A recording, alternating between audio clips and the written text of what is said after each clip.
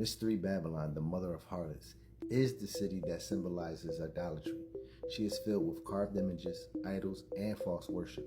If you haven't caught up yet, pause this video and watch parts 1 and 2 of this series. There I speak on the previous popular theories that pointed to the Vatican or Rome and even America as being the harlot, but none of those fully fit the context of scripture. So, who is she? According to the Bible, Mystery Babylon is Saudi Arabia. How do we know this? Because it tells us. It's been in our face this entire time. Let's deep dive into scripture. Revelation 18 talks about the destruction of Mystery Babylon, but there is a key verse to help us identify this harlot. Revelation 18 verse 2 proclaims, "Fallen, fallen is Babylon the Great," describing the harlot's destruction by fire and economic collapse. Now, why is this so significant?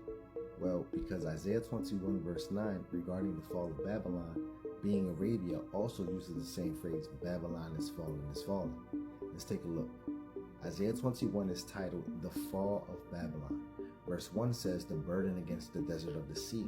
Saudi Arabia is a desert by the Red Sea.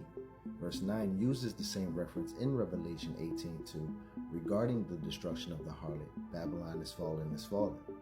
Verse 11 speaks about the burden against Edom and Duma, which are both located in Arabia. Verse 13 plainly says the burden against Arabia using a direct translation. And while describing Arabia, verse 13 and 14 speak on Dedan and Teman, which are also both located in Arabia. You see, the Bible points directly at Arabia regarding Mystery Babylon, and the key to it all is Revelation 18 verse 2 and Isaiah 21 verse 9. Babylon is fallen, is fallen. Could there be more biblical evidence regarding this destruction of Arabia, aka the harlot? Well, let's take a look. Remember earlier I mentioned Isaiah 21 starts off the burden against the desert by the sea, and then it goes on to mention Edom, Duma, Teman, Dedan, and Arabia all being this Babylon mentioned in the chapter as a desert by the sea. Well, take a look at Jeremiah 49. Again, we see the destruction of those very same locations mentioned in Isaiah 21. Verse 7 mentions Edom and Teman. Verse 8 mentions Dedan. Verse 13 mentions Basra, which is also in Arabia. And the key verse to tie it all together is verse 21. "The earth shakes at the noise of their fall. At the cry its noise is heard. At the Red Sea." Red Sea. Wow. You can't deny this. This is what I like to call DNA evidence. What have we learned so far?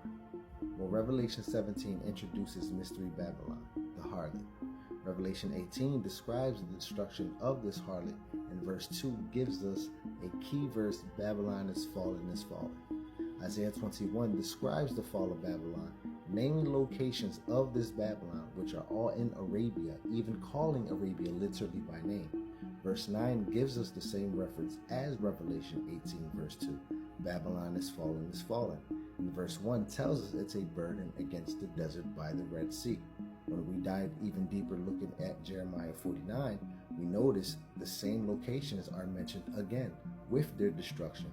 And verse 21 tells us the cry of their fall is heard at the Red Sea, concluding that the desert by the sea is in fact Arabia by the Red Sea.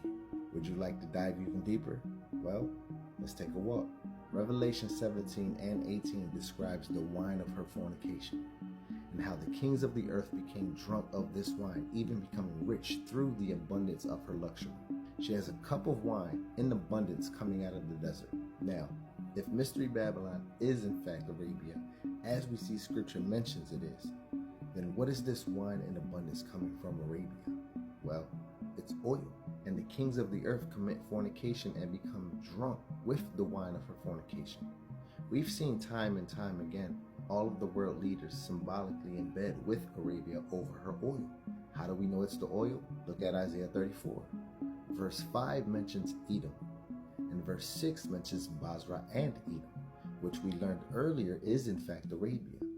Verse 8 mentions the day of the Lord, indicating the destruction of this area being a future event. And the key verse to tie it all is verse 9. "Its streams shall be turned into pitch, and its dust into brimstone. Its land shall become burning pitch." Pitch. Now, this is major because we know that Arabia has oil in abundance coming out of the desert, and yet we see the harlot has this wine in abundance coming out of the desert, ruling over the kings of the earth. Did you know that Mecca also means mother in Arabic? It's no wonder the Bible calls her the mother of harlots, the Mecca of harlots.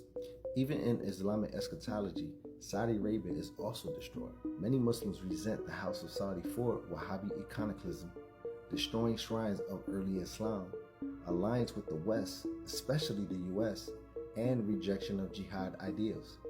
Wealthy disparity and perceived corruption, living in luxury, earning widespread disdain.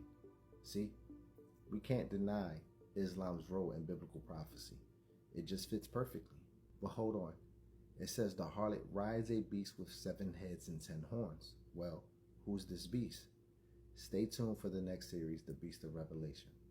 Follow for more.